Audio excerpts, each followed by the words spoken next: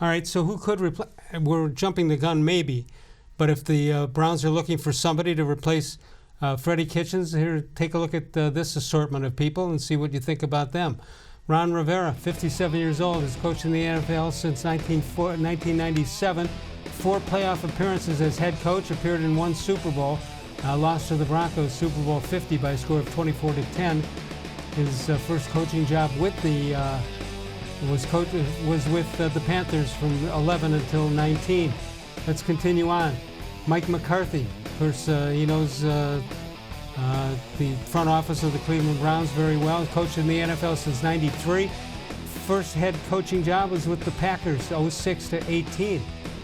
And 9 playoff appearances as head coach. He won the Super Bowl in 2010, defeated the Steelers by a score of 31-25. We continue on. You want to look at Marvin Lewis? Coached in the NFL since 1992. First head coaching job with the Bengals, 03-18, 7 playoff appearances, 0-7 record. Currently a special advisor at Arizona State University. He's still laughing at that one, I mean, Marvin Lewis, nice guy, but no, not for this job. How about this guy, 55-year-old Urban-Meyer, NCAA head coach with Bowling Green, Utah, Florida, and Ohio State. Won 3 national championships, and currently is an analyst with Fox Sports. His name showing up in Washington and Dallas and now in Cleveland. And Washington Dulles. What do you think? I think Herb is going to scratch the itch as an NFL head coach. I do believe he will accept a job as an NFL head coach. I've been saying Dallas for a long time. It's the one thing in his career he has not done. Now, I recognize, he has essentially quit 2 jobs at the college level for health reasons. So an NFL team would say, all right, well, what makes you think the anxiety of coaching an NFL team is going to be any less? But I still think you take a shot with Urban-Meyer, and I think Urban-Meyer doesn't like to stay on the sidelines for more than a year. Right. All right, let's take a look at one more. How about this one? Jim-Harbaugh.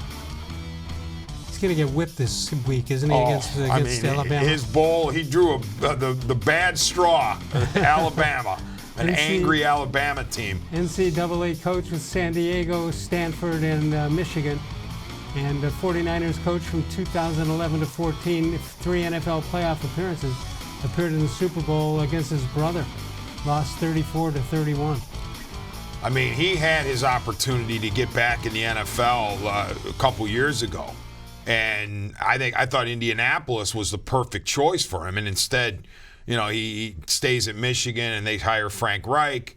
But I think Urban-Meyer's a much more desirable choice than Jim Harbaugh when you talk about college coaches. You talk about Urban, whether he's going to go to, if he's going to go somewhere, if he would go to Dallas. I think he would, in his own mind, just like Ohio State was a dream job, wouldn't you think Cleveland Browns for him, born in Ashtabula, wouldn't you think that would be the dream job in the NFL for him? I suppose, but I don't think Herb has the NFL tie. Like, you know how he bleeds scarlet and gray. Right. He's all about the Buckeyes. I don't think he has that at the NFL level. Like, the Browns have been my dream job since day one. So he can go to a Dallas and feel just as good as he would going to a Cleveland. How about he wins it at Florida, he wins at Ohio State. What if he won with the Cleveland Browns? I mean, you've got to make up your own Hall of Fame for that. Yeah, but again, I think that Jerry Jones Urban-Meyer marriage makes a lot of sense after Jason Garrett. Whereas I don't see John Dorsey leaning to a college coach at this point. But do you see Urban putting up with the Jerry Jones, who's going to be in constant contact with him, constant criticism with him, no matter what he does? I do, because I think Jerry Jones has reached a point where, you know what, I got to win. If he's the guy, he's the guy. Everybody says yes, man, yes, man, yes, man. Well, it comes a point where Jerry Jones is like, I got to win. I got to win playoff games. I don't care if he's a big ego or if whatnot. And I don't think Herb would have, is so ridiculously egomaniacal that he couldn't get along with Jerry Jones. Hey,